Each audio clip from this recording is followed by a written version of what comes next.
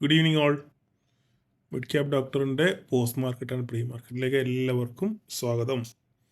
അപ്പോൾ ഇന്ന് എന്നും പറയുന്ന പോലൊക്കെ തന്നെ ഉള്ളൂ. പ്രത്യേകിച്ച് ഇന്നെന്താ ഞാൻ പറയേണ്ടത്? കുറേ നിങ്ങളെക്കുറിച്ച് വഴക്ക് പറയാമെന്നുള്ളതല്ലാതെ വേറെ ഞാൻ എന്താ പറയേണ്ടത്? ഓക്കെ, ഇന്നലെ ഒരാൾ യൂട്യൂബിൻ്റെ താഴത്തെ കമൻ്റ് എഴുതിയിരിക്കുന്നു, സാർ കോൾ എടുക്കാൻ പറഞ്ഞില്ല, നാളെ ഞാൻ ചത്തുപോയാൽ നിങ്ങൾ എന്തു ചെയ്യും? പറയൂ, മറുപടി പറയൂ. നാളെ ഞാൻ ചത്തുപോയി, അല്ല നാളെ ഞാൻ ഇവിടുന്ന് പോയി, അല്ല എനിക്ക് കുറേ നാൾ വരാൻ പറ്റിയില്ല, നിങ്ങൾ ആരെ നോക്കി കോൾ എടുക്കും? പറയൂ. അപ്പം നിങ്ങൾ ആദ്യമേ ഒരു വണ്ടി നമ്മൾ ആദ്യം പഠിക്കുമ്പോൾ ആദ്യം ആശാൻ അപ്പുറത്തിരുന്ന് നിങ്ങൾക്ക് പറഞ്ഞു തരും ഇല്ലേ? ക്ലച്ച് ഇതാണ്, ഗിയർ ഇതാണ്, ഈ സൈഡിലോട്ട് എടുത്ത് ഇങ്ങോട്ട് മേലോട്ട് ഇട്ട് ഫസ്റ്റ് ഗിയർ വീഴും, താഴെ വീണാൽ സെക്കൻഡ് ഗിയർ വീഴും, ഗിയർ ഇടുമ്പോൾ ക്ലച്ച് ഓട്ടണം എന്നൊക്കെ ആശാൻ പറഞ്ഞു തരും ഇല്ലേ? എന്നും കുന്ന് നിങ്ങളുടെ കൂടെ ആശാൻ കാണുമോ? ഇല്ല. കുറേ നാൾ കഴിയുമ്പം നിങ്ങൾ തന്നെത്താനെ വണ്ടി ഓടിക്കാനും ഗിയർ ഇടാനും ക്ലച്ച് ഔട്ട് ഗിയർ ഇടാനും ഒക്കെ നിങ്ങൾ പഠിക്കും. അങ്ങനെ അത് തന്നെയാണ് സ്റ്റോക്ക് മാർക്കറ്റും. സിമ്പിളായിട്ട് ഇതിൽ കൂടുതൽ എനിക്ക് പറയാനില്ല. എന്നും ആശാൻ അപ്പുറത്തിരിക്കണമെന്ന് നടക്കുന്ന കാര്യമാണോ? അല്ല. നിങ്ങൾ സ്വന്തമായിട്ട് വണ്ടി ഡ്രൈവ് ചെയ്യാൻ പഠിക്കണം, സ്വന്തമായിട്ട് ട്രെയിൻ എടുക്കാൻ പഠിക്കണം. അതിനല്ലേ ഞാൻ ഈ കിടന്ന് വൈകിട്ടലയ്ക്കുന്നത് അല്ലേ? അപ്പോൾ അതുകൊണ്ട് എനിക്ക് നിങ്ങളോട് പറയാനുള്ളത് സ്വയം പഠിക്കുക. ഓക്കെ, അതിന് പഠിക്കാൻ വേണ്ട കാര്യങ്ങളൊക്കെ നിങ്ങൾക്ക് ഞാൻ ചെയ്തു തരുന്നുണ്ട്. പക്ഷേങ്കിൽ നിങ്ങൾ അത് വേണ്ട രീതിയിൽ ഉപയോഗിക്കുന്നില്ല എന്നുള്ളത് കാണുമ്പോഴാണ് ഏറ്റവും വലിയ സങ്കടം. ഓക്കെ, അപ്പോൾ ഇന്നത്തെ ട്രേഡിലോട്ട് വരെ ഞാൻ കൂടുതൽ പറഞ്ഞ് നിങ്ങളെ വിഷമിപ്പിക്കുന്നില്ല. പിന്നെ നമ്മളുടെ വാട്സപ്പ് ഗ്രൂപ്പ് വളരെ ആക്റ്റീവായിട്ട് നിൽക്കുന്നുണ്ട്. എനിക്കിന്ന് ഇത്തെ പ്രോഫിറ്റ് നിലവിൽ കാണുന്ന പ്രോഫിറ്റ് റേഷ്യോ കണ്ടിട്ട് വലിയ കുഴപ്പമില്ലെന്ന് തോന്നുന്നു. അതിൽ തന്നെ നമ്മൾ കുറച്ചുകൂടെ ലോസിനെ നമ്മൾ ലിമിറ്റ് ചെയ്യാൻ പഠിക്കണം. ആദ്യമൊക്കെ നമ്മൾക്ക് 50-50 ആയിരുന്നില്ലേ? പകുതി പേർക്ക് ലോസും പകുതി പേർക്ക് ലാഭമായിരുന്നു. ഓക്കെ, അത് കുറച്ച് കഴിഞ്ഞപ്പോൾ പിന്നെ ആ ലാഭത്തിന് നഷ്ടത്തിന് റേഷ്യോ കുറഞ്ഞ് വന്നില്ലേ? ഇപ്പം നിലവിൽ 150 ആയി. ചില ദിവസങ്ങൾ 140 അങ്ങനെയൊക്കെയാണ്. അതായത് 100 പേര് ലാഭത്തിൽ പോവുകയാണെങ്കിൽ 40 പേര് ലോസിൽ പോകുന്ന ഒരു പ്രതിഭാസമാണ് ഇപ്പോൾ കണ്ടുവരുന്നത്. ഓക്കെ, അപ്പം നമുക്ക് ഗ്രാജുവലി കുറച്ചുകൊണ്ട് വരണം, എന്നെങ്കിൽ മാത്രമേ നമ്മുടെ ഞാൻ അധ്വാനിക്കുന്നതിന് ഒരു വില കാണത്തുള്ളൂ. അതുകൊണ്ട് നിങ്ങൾ പിന്നെ എനിക്ക് നിങ്ങളോട് വളരെ താഴ്മയോട് അപേക്ഷിക്കാനുള്ളത് പഠിക്കുക എന്ന് മാത്രമേ ഉള്ളൂ. അല്ലാതെ നമുക്ക് സ്റ്റോക്ക് മാർക്കറ്റ് കുറുക്ക് വഴിയൊന്നും, ഞാൻ എപ്പോഴും പറഞ്ഞ് നിങ്ങൾക്ക് ആവർത്തന വിരസത ഞാൻ ഉണ്ടാക്കുന്നില്ല. ഓക്കെ, അപ്പോൾ ഞാൻ ഇന്നത്തെ മാർക്കറ്റിലോട്ട് വരാം. ഇന്നത്തെ മാർക്കറ്റിൽ എന്താ സംഭവിച്ചത്? ഇന്നത്തെ മാർക്കറ്റിനകത്തിൽ നിങ്ങൾ നോക്കിക്കേ, ഒരു ഗ്യാപ്പ് അപ്പ് ഓപ്പണിംഗ് ആയിരുന്നു അല്ലേ? എവിടെയായിരുന്നു ഇന്നത്തെ ട്രേഡ്? ഇവിടെയല്ലേ ഇന്നത്തെ ട്രേഡ്? നോക്കിക്കോട്ടെ, ഈ വേർഷൻ ഇതിനോട്ട് മേടിക്കാൻ പറ്റിയില്ല. അതൊരു ഓഫർ വരുന്നില്ല. ഓഫർ വന്നില്ലെങ്കിൽ നല്ല പൈസ കൊടുക്കണം. റിപ്പബ്ലിക്കിൻ്റെ ഒരു ഓഫർ വരുമെന്ന് വിചാരിച്ചാൽ, പക്ഷേ ഇതിനായിട്ടും വന്നില്ല. അപ്പം നമ്മുടെ 28-29 ഇവിടെയല്ലേ? ഇതല്ലേ? ഓക്കെ, മാർക്കറ്റ് 29-ാം തീയതി ഇവിടെ. ഓക്കെ, ഇവിടെ മാർക്കറ്റ് ഗ്യാപ്പ് അപ്പിൽ ഓപ്പൺ ചെയ്തു ഇല്ലേ? ഗ്യാപ്പ് അപ്പിൽ ഓപ്പൺ ചെയ്തു. ഫസ്റ്റ് ക്യാൻഡിൽ ഡോജി വന്നു ഇല്ലേ? ഈ സെക്കൻഡ് ക്യാൻഡിൽ വന്നപ്പോൾ ഞാൻ നിങ്ങളോട് പറഞ്ഞു, നിങ്ങൾക്ക് ഇന്നത്തെ ഹൈ അല്ല അവിടുന്ന് കുറച്ചുകൂടെ മുകളിലോട്ട് ഒരു എസ്സലിട്ട്, അല്ല ഞാനിപ്പോൾ ഈ പോയിന്റ് നിൽക്കും.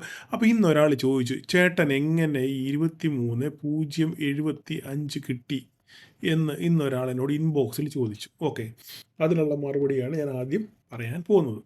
ഓക്കെ, ഞാൻ നിങ്ങളോട്, അപ്പോൾ എനിക്കിവിടെ മനസ്സിലായി ഒരു ബെയറിഷ് സെൻറ്റിമെൻറ്റ്സ് ആണ്. മാർക്കറ്റ് ഓപ്പൺ ചെയ്തപ്പോൾ ബെയറിഷ് സെൻറ്റിമെൻറ്റ്സ് ആണ് എന്ന് മനസ്സിലായി. അപ്പം വേറൊരാളിനോട് ഇൻബോക്സ് ചോദിച്ചു, സാർ എങ്ങനെ മനസ്സിലാക്കി ബെയറിഷ് ആണെന്ന്? ഞാൻ ഇങ്ങനെയൊക്കെ എന്നോട് ചോദിച്ചാൽ ഞാൻ എങ്ങനെ മറുപടി പറയും? നിങ്ങൾ പറയും. അതായത് ഇതൊക്കെ നമുക്കൊരു എക്സ്പീരിയൻസിൽ നിന്ന് മനസ്സിലാവുന്ന കാര്യമാണ്. അതായത് ഇപ്പം ഇപ്പം നിങ്ങളൊരു അമ്മയോ അല്ലെ ഒരു അപ്പനോ ആയിക്കോട്ടെ, നിങ്ങളുടെ ഒരു കൊച്ചു കുഞ്ഞ്, ആ കൊച്ചു കുഞ്ഞിന്, ഞാൻ ഈ പറയുന്നത് നിങ്ങൾക്ക് ചിലപ്പോൾ ഒരുപക്ഷെ ചിരി വരുന്നുണ്ടായിരിക്കും. ഒരു കൊച്ചു കുഞ്ഞിനെ നമ്മൾ എങ്ങനെ കെയർ ചെയ്യുന്നത്? എന്നാൽ അവന് വേണ്ടതൊക്കെ കൊടുത്ത്, അല്ല വേണ്ടതൊക്കെ അവൻ്റെ രീതി നല്ലപോലെ പരിപാലിച്ച് നമ്മൾ മുന്നോട്ട് കൊണ്ടുപോകുന്നു. അപ്പോൾ അവൻ്റെ മുഖത്ത് അല്ലെ അവളുടെ മുഖത്ത് മിന്നിമറിയുന്ന ഭാവഭേദങ്ങൾ നമുക്ക് പെട്ടെന്ന് ക്യാപ്ചർ ചെയ്യാൻ പറ്റും. പ്രത്യേകിച്ച് ഒരു അപ്പനോ ഒരു അമ്മയ്ക്കോ നമ്മുടെ കുഞ്ഞിൻ്റെ മുഖത്ത് മിന്നിമറിയുന്ന ഭാവാഭിനയങ്ങൾ അല്ലെങ്കിൽ ഭാവങ്ങൾ നമുക്ക് പെട്ടെന്ന് തിരിച്ചറിയാൻ പറ്റും. അവ സങ്കടമായാലും സന്തോഷമായാലും അല്ലെ പിണക്കമായാലും അല്ലെ മുഖം വീർപ്പിച്ച് നിൽക്കുന്നതായാലും എന്തുമായാലും പെട്ടെന്ന് നമുക്കത് മനസ്സിലാക്കാൻ പറ്റും എന്ന് പറഞ്ഞ പോലെ തന്നെ ഉള്ളൂ. നമ്മളൊക്കെ മാർക്കറ്റിനോട് നമ്മൾ അടുത്തിടപഴകുകയാണെന്നുണ്ടെങ്കിൽ, നമ്മൾ ഈ ചാർട്ടിനോട് അടുത്ത് ഇടപഴകുകയാണെന്നുണ്ടെങ്കിൽ ഇതിൻ്റെ സ്വഭാവം നമുക്ക് നല്ലപോലെ മനസ്സിലാവും. ഇല്ലയോ? എന്നെ കേൾക്കുന്ന കുറച്ചെങ്കിലും അടുത്തുള്ള ആൾക്കാർക്ക് അറിയാമായിരിക്കും നമ്മുടെ MCXലുള്ള അജു ബ്രദറിനെ. ഓക്കെ, അജു ഭായി നിങ്ങൾക്ക് കുറച്ച് പേർക്കെങ്കിലും അറിയാമായിരിക്കും. പുള്ളിയുടെ ഒരു പിന്നെ പുള്ളി കമ്മോഡിറ്റിയിൽ നല്ലപോലെ ട്രേഡ് കൊടുക്കുകയും ചെയ്യുകയൊക്കെ ചെയ്യുന്ന ഒരാളാണ്. അപ്പോൾ പുള്ളിയുടെ ഫേവറേറ്റ് ഒരു പിന്നെ ഇൻഡെക്സ് എന്ന് പറയുന്നത് NG ആണ്. NGയിലാണ് പുള്ളി ഏറ്റവും കൂടുതൽ ചെയ്യാറുള്ളത്.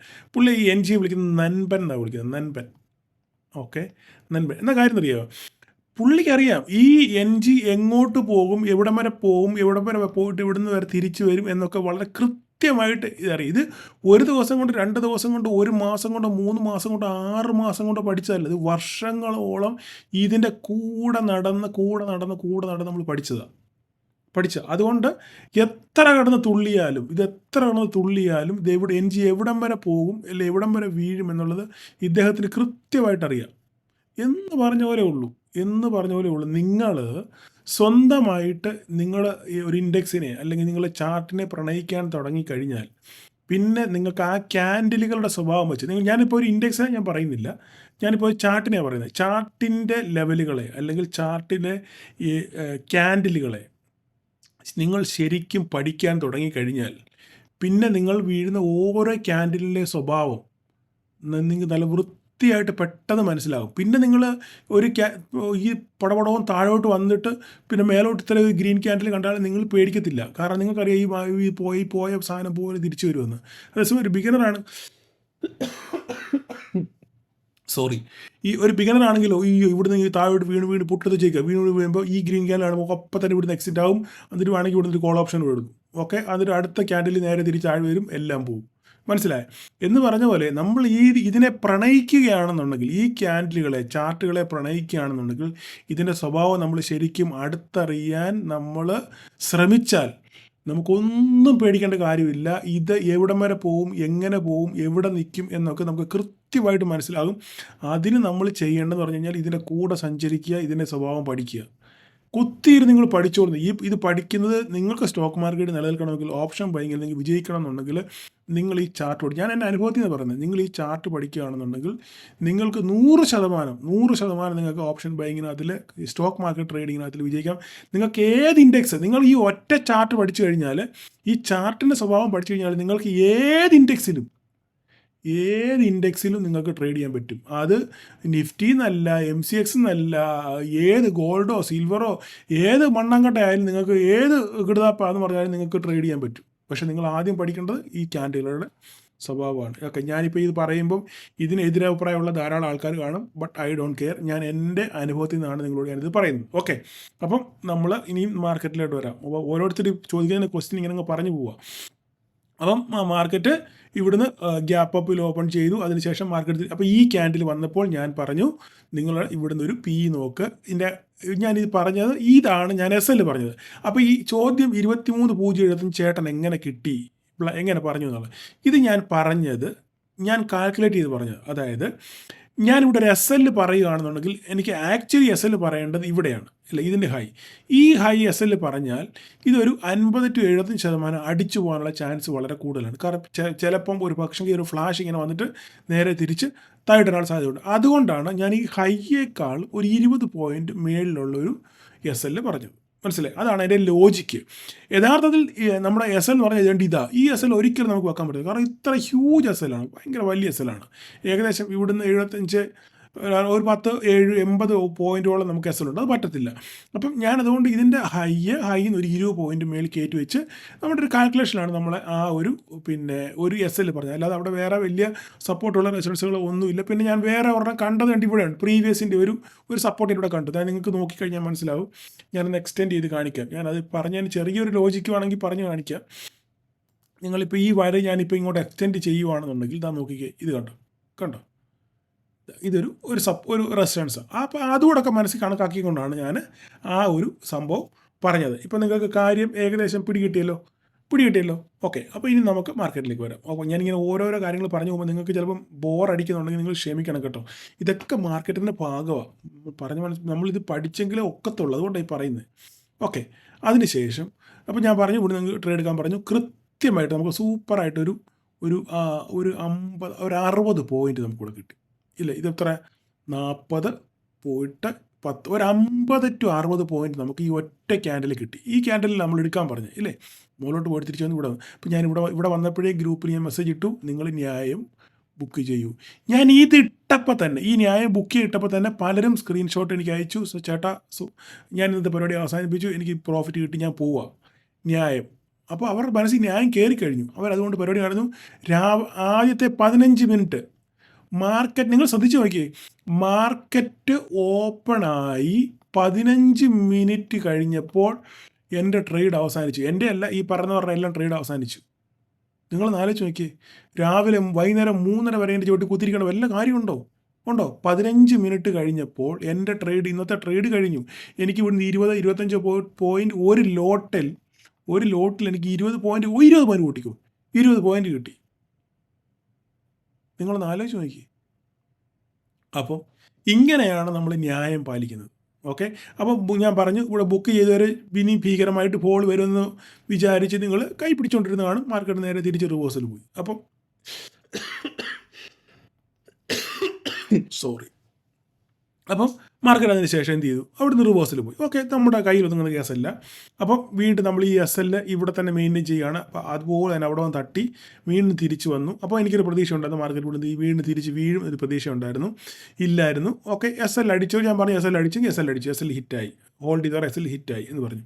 എങ്കിലും നമ്മുടെ മല്ലു ടീംസ് ഹോൾഡ് ചെയ്യുന്ന പലരും കാണും. ഞാൻ പറയുന്നത് കേൾക്കാതെ പറഞ്ഞിട്ട് കാര്യമില്ല. ഞാനിനി എത്ര തല്ലിക്കൊന്ന് നിങ്ങളോട് പറഞ്ഞാലും ചിലർ നിങ്ങൾ സ്റ്റോപ്പ് ലോസ് വെക്കുകയില്ല, സ്റ്റോപ്പ് ലോസ് നിങ്ങൾ മൈൻഡ് ചെയ്യത്തില്ല. അങ്ങനെയുള്ള ആൾക്കാരുണ്ട്, പറഞ്ഞിട്ട് കാര്യമില്ല. അപ്പോൾ അവർ ഹോൾഡ് ചെയ്യുന്നത്, അവർക്ക് തന്നെ ഹോൾഡ് ചെയ്തവർ ഇത് ഹൈ റിസ്ക്കാണ്. ഞാൻ ഒരിക്കലും അതിനെ പ്രോത്സാഹിപ്പിക്കത്തില്ല.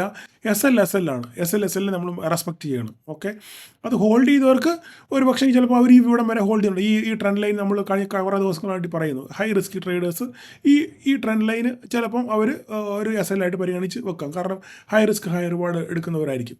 അവർക്ക് നല്ലൊരു ഓപ്പർച്യൂണിറ്റി ഇവിടെ കിട്ടി. അങ്ങനെ ഹൈ റിസ്ക് ഹൈ റിവാർഡ് എടുക്കുന്നവർക്ക് ഇവിടെ നല്ലൊരു ഫോൾ കിട്ടി. ഏകദേശം ഒരു 150 പോയിൻറ്റ് 120 പോയിൻറ്റ്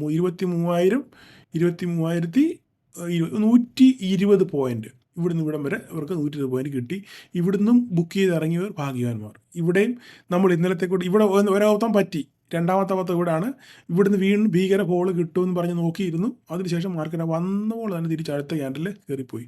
ഇവിടെ പ്രോഫിറ്റ് ബുക്ക് ചെയ്ത ആൾക്കാർ ധാരാളം പേരുണ്ട്. അതിൻ്റെ സ്ക്രീൻഷോട്ട് എനിക്ക് അയച്ചു തന്നിട്ടുണ്ട്. ഓക്കെ, വേണമെങ്കിൽ ഞാൻ ആ സ്ക്രീൻഷോട്ട് ഇവിടെ വേണമെങ്കിൽ ഇട്ടേക്കാം, നോ പ്രോബ്ലം. അത് ഞാൻ വേറൊരാളുടെ പേരിൽ കാണിക്കുന്നത് മോശമല്ലേ, അതുകൊണ്ടാണ് ഞാൻ കാണിക്കാത്തത്. ഓക്കെ, പിന്നെ അതിനുശേഷം മാർക്കറ്റ് വീണ്ടും പോയി. പിന്നെ എൻ്റെ പ്രതീക്ഷ മുഴുവൻ ഈ ട്രെൻഡ് ലൈനിൽ നിന്ന് മാർക്കറ്റ് റിവേഴ്സ് ചെയ്യും എന്നായിരുന്നു. അത് റിവേഴ്സ് ചെയ്യും, ഒരു ചാൻസ് ഇവിടെ ഉണ്ടായിരുന്നു. ഇവിടെ വന്നപ്പോഴും വീണ്ടും നമുക്കൊരു ഓപ്പർച്യൂണിറ്റി ഉണ്ടായിരുന്നു. ഇവിടെ ഞാനൊന്നും മിണ്ടിയില്ല, നിങ്ങളുടെ പ്രൈസ് ആക്ഷൻ നോക്കാൻ മാത്രമേ ഞാൻ പറഞ്ഞുള്ളൂ. അപ്പോൾ നമ്മളുടെ പ്രൈസ് ആക്ഷൻ നോക്കാൻ പറയുമ്പോൾ ഇവിടുത്തെ ഇത് ഹൈ SL ഇട്ടുകൊണ്ട് വേണം നമുക്കൊരു ട്രേഡ് നോക്കാം. അങ്ങനെ ട്രേഡ് നോക്കി മാർക്കറ്റ് പതുക്കെ താഴെ വന്ന് ഇവിടെ നല്ലൊരു ക്യാൻഡിൽ നമുക്കിവിടെ കിട്ടി. ഒരു 50 ഇവിടുന്ന് ഇവിടം വരെ ഏകദേശം ഒരു 50 പോയിൻറ്റിൻ്റെ ഡൗൺഫോൾ നമുക്ക് കിട്ടി. പക്ഷേ എത്ര പേര് ക്യാപ്ചർ ചെയ്ത് നിൽക്കത്തില്ല. ഇവിടെയും ഞാൻ പറഞ്ഞു നിങ്ങൾ ന്യായം ബുക്ക് ചെയ്യൂ എന്ന് ഞാൻ പറഞ്ഞു. അങ്ങനെ 3 ഓപ്പർച്യൂണിറ്റി ഉണ്ടായിരുന്നു. ഈ 3 ഓപ്പർച്യൂണിറ്റി ഏതെങ്കിലും ഓപ്പർച്യൂണിറ്റി നിങ്ങൾ എടുത്തോ ഇല്ലെന്നുള്ള കാര്യം എനിക്ക് അറിയത്തില്ല. ഇതെൻ്റെ ഈ ഒരു ഓപ്പർച്യൂണിറ്റി എൻ്റെ വകുപ്പില്ലാത്തതാണ്. കാരണം നിങ്ങൾ ഹൈ റിസ്ക് ഹൈ റിവാർഡ് ആൾക്ക് കിട്ടിയ സാധനം ഇത്. ഓക്കെ, ഞാൻ പറഞ്ഞു ഒത്തിരി അങ്ങ് വളവള സംസാരിക്കുന്നതിന് സംശയമുണ്ട്. ഓക്കെ, അപ്പോൾ ഇനി അതിനുശേഷം മാർക്കറ്റ് കറക്റ്റായിട്ട് നമ്മൾ വരച്ച ട്രെൻഡ് ലൈനിൽ വന്ന് സപ്പോർട്ട് എടുത്ത് അവിടെ സപ്പോർട്ടല്ല റെസിസ്റ്റൻസ് എടുത്ത് ഈ ലൈനിൽ തന്നെയാണ് മാർക്കറ്റ് ക്ലോസ് ചെയ്തിരിക്കുന്നത്. അതായത് 23,163, അതായത് എക്സാക്റ്റ് ഈ ലൈനിൽ തന്നെയാണ് മാർക്കറ്റ്, നമ്മുടെ ട്രെൻഡ് ലൈനിലാണ് മാർക്കറ്റ് ക്ലോസ് ചെയ്തിരിക്കുന്നത്. അപ്പം നാളെ എന്ത് സംഭവിക്കും എന്നുള്ളതാണ് ഇനിയും ചോദ്യം. ഓക്കെ, നാളെ എന്ത് സംഭവിക്കും നമുക്ക് നോക്കിക്കഴിഞ്ഞാൽ, ഇന്ന് രാത്രി ഞാൻ ഓൾറെഡി വോയിസ് മെസ്സേജ് ഇട്ടായിരുന്നു. ഇന്ന് രാത്രിയിൽ നമുക്ക് ഫെഡിൻ്റെ ഇൻട്രസ്റ്റ് റേറ്റിൻ്റെ തീരുമാനങ്ങൾ വരുന്ന ദിവസമാണ്. പവൽ അളിയൻ എന്താണ് പറയുന്നത് നമുക്കറിയത്തില്ല. അപ്പം ഹോക്കിഷ് ആയാലും ഡോവിഷ് ആയാലും എന്തുമായാലും മാർക്കറ്റിനെ അത് പോസിറ്റീവായിട്ട് നെഗറ്റീവായിട്ട് ബാധിക്കും. ഓക്കെ, അതിനുള്ള സാധ്യത ഉണ്ട്. അപ്പോൾ നമ്മൾ എന്താ ചെയ്യേണ്ടത്? നമ്മൾ ചെയ്യേണ്ടത് നാളെ ഇവിടുത്തെ പ്രൈസ് ആക്ഷൻ നോക്കുക. അപ്പോൾ നമുക്ക് നാളെ നോക്കുകയാണെന്നുണ്ടെങ്കിൽ മാർക്കറ്റ് ഇനി നാളെ ഇതിനകത്തായിരിക്കും ഓപ്പൺ ചെയ്യാൻ പോകുന്നത്. ഒക്കെ ഒരു ഫ്ലാറ്റ് ഓപ്പണിംഗ് ആണെന്നുണ്ടെങ്കിൽ ഇതിനകത്തായിരിക്കും 23,287-നും 176-നും ഇടയ്ക്ക് ഈ 100 പോയിന്റ് ഗ്യാപ്പിനകത്തായിരിക്കും മാർക്കറ്റ് ഓപ്പൺ ചെയ്യാൻ പോകുന്നത്. ഇത് അങ്ങനെ തന്നെ ഇരുന്നോട്ടെ. ഓക്കെ, നമുക്ക് ഇതിനകത്ത് നോ ട്രേഡിംഗ് സോണാണ്. നമുക്ക് ഒരു അപ്സൈഡ് പോകണമെന്നുണ്ടെങ്കിൽ 23,287 കഴിഞ്ഞെങ്കിൽ മാത്രമേ നമുക്കൊരു അപ്സൈഡ് പൊട്ടൻഷ്യൽ ഉള്ളൂ. ഓക്കെ, അത് നല്ല സ്ട്രോങ് ക്യാൻഡിലുകൾ വീണ് വേണം മേലോട്ട് പോകാൻ.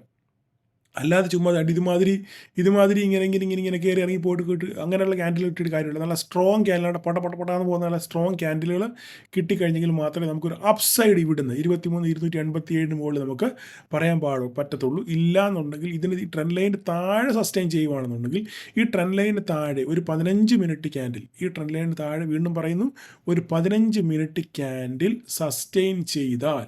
സസ്റ്റെയിൻ ചെയ്താൽ നമുക്ക് ഡൗൺഫോൾ കാണാം. ഇത് ഇനി ഇതിനകത്തിൽ വാലിഡ് അല്ല. ഇത് വേണമെന്നുണ്ടെങ്കിൽ നമുക്ക് റേഞ്ചിന് വേണ്ടി ഇത് വെക്കാം. ഓക്കെ, അപ്പോൾ നമ്മൾ ഇതിന് താഴെ കണക്ക് കൂട്ടിയാൽ മതി. ഓക്കെ, ഈ ലൈനിന് താഴെ ഈ ലൈൻ ഇങ്ങോട്ട് എക്സ്റ്റെൻഡ് ചെയ്യുകയാണെന്നുണ്ടെങ്കിൽ നിങ്ങൾക്ക് കുറേ കൂടെ സപ്പോർട്ട് കിട്ടും. അത് നോക്കി ഇത് കണ്ടോ, ഇത് ഏകദേശം സപ്പോർട്ടുള്ള ഇത്. അപ്പോൾ അതുകൊണ്ടാണ് ഞാൻ അവിടെ അങ്ങനെ ഒരു വരച്ചത്. ഓക്കെ, അപ്പോൾ ഇതിനകത്ത് താഴെ ഈ ട്രെൻഡ് ലൈനിന് താഴെ 15 മിനിറ്റ്, അതാണ് കണക്ക്. പിന്നെ ഞാൻ ഇവിടെ ഒരു റേഞ്ച് ബൗണ്ട് വരച്ചെന്ന് മാത്രമേ ഉള്ളൂ. ഓക്കെ, അപ്പോൾ ഇതിനകത്ത് മാർക്കറ്റ് ഓപ്പൺ ചെയ്താൽ എങ്ങോട്ട് ബ്രേക്ക് ചെയ്യുന്നു നോക്കുക. അഥവാ ഇനി ഇവിടെ ഇങ്ങോട്ട് ഇപ്പോൾ സപ്പോസ് ഇനി ഞാൻ ഒരു കാര്യം കൂടെ പറയാം. ഇനി പറഞ്ഞില്ലെന്ന് പറയില്ല, നാളെ ഇനി അതിനൊരു അടി ഉണ്ടാകുന്നുണ്ട്. നിങ്ങൾ നോക്കിക്കേ, മാർക്കറ്റ് ഞാൻ കറക്റ്റായിട്ട് പറഞ്ഞു തരുമോ? അപ്പോൾ കറക്റ്റായിട്ട് പറയാം, ശ്രദ്ധിച്ച് കേൾക്കണം. മാർക്കറ്റ് ഇപ്പം എക്സാക്റ്റ് ക്ലോസ് ചെയ്തേക്കുന്നത് ഇവിടെ. ഓക്കെ, നാളെ ഗ്യാപ്പ് അപ്പ് ആണെന്നുണ്ടെങ്കിൽ മാർക്കറ്റ് ഏകദേശം ഇവിടെ ഈ 100 പോയിൻറ്റിനകത്ത് ഗ്യാപ്പ് അപ്പ് ആണെന്നുണ്ടെങ്കിൽ മാർക്കറ്റ് ഇവിടെ എവിടെയെങ്കിലും ഓപ്പൺ ആകും. ഓക്കെ, അതിനുശേഷം ഇവിടുന്ന് മുകളിലോട്ട് പോയി ഇതിൻ്റെ മുകളിൽ 5 മിനിറ്റ് ക്യാൻഡിൽ സസ്റ്റെയിൻ ചെയ്യുകയാണെന്നുണ്ടെങ്കിൽ ഓക്കെ, നമുക്ക് ഇവിടെ ഒരു ട്രേഡ് എടുക്കാം. ഓക്കെ, ഇവിടെ ഒരു ട്രേഡ് നല്ലൊരു ക്യാൻഡിൽ കിട്ടണം. അല്ലെങ്കിൽ ഒരു 15 മിനിറ്റ്, ചെറിയ ക്യാൻഡിലാണെങ്കിൽ 15 മിനിറ്റ് വെയിറ്റ് ചെയ്യണം. ഇല്ലെങ്കിൽ സ്ട്രോങ് ക്യാൻഡിലാണെങ്കിൽ ഒരു 5 മിനിറ്റിൻ്റെ ക്യാൻഡിൽ ആണെങ്കിൽ നമുക്ക് ഇവിടുന്ന് മേലോട്ട് ട്രേഡ് നോക്കാം. ഓക്കെ, ഇനി അല്ല ഇവിടുന്ന് വീണ് താഴോട്ട് വരുവാണ്, ഇവിടെ ഗ്യാപ്പ് അപ്പ് ഓപ്പൺ ചെയ്തതിന് ശേഷം നേരെ വീണ് ഇങ്ങനെ താഴോട്ട് വരുവാണെന്നുണ്ടെങ്കിൽ ഈ ട്രെൻഡ് ലൈനിൻ്റെ താഴെ ഓക്കെ 15 മിനിറ്റ് ക്യാൻഡിൽ, അല്ലെങ്കിൽ സ്ട്രോങ് ഒരു 5 മിനിറ്റിൻ്റെ ക്യാൻഡിൽ, റെഡ് ക്യാൻഡിൽ, അല്ലെങ്കിൽ ചെറിയ ക്യാൻഡിലാണെന്നുണ്ടെങ്കിൽ ഒരു 15 മിനിറ്റിൻ്റെ ക്യാൻഡിൽ, 15 മിനിറ്റ് 5 മിനിറ്റ്സിൻ്റെ ക്യാൻഡിൽ താഴെ ക്ലോസ് ചെയ്യുകയാണെന്നുണ്ടെങ്കിൽ നമുക്ക് ഇവിടുന്ന് താഴോട്ടുള്ള ട്രേഡ് നോക്കാം. മനസ്സിലായോ? ഞാൻ കൃത്യമായിട്ട് പറഞ്ഞേ കാര്യം മനസ്സിലായല്ലോ? ഓക്കെ, ഇതായിരിക്കും നാളത്തെ ട്രേഡ്. അതിനുശേഷം മാർക്കറ്റ് എങ്ങോട്ട് പോകുന്നു എന്നുള്ളത് നമുക്ക് ഇവിടെ നോക്കാം. പിന്നെ വേറെ വരയ്ക്കാൻ എല്ലാം ഇവിടെ കിടപ്പുണ്ട്. ഓക്കെ, ഇവിടെ നേരെ താഴോട്ട് വരുവാണെന്നുണ്ടെങ്കിൽ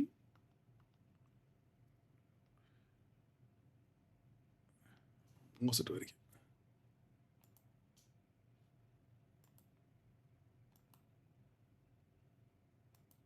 നേരെ ഇങ്ങോട്ട്. ഓക്കെ, മുകളിലോട്ടുള്ള വരകളെല്ലാം കിടപ്പുണ്ട് ഇവിടെ.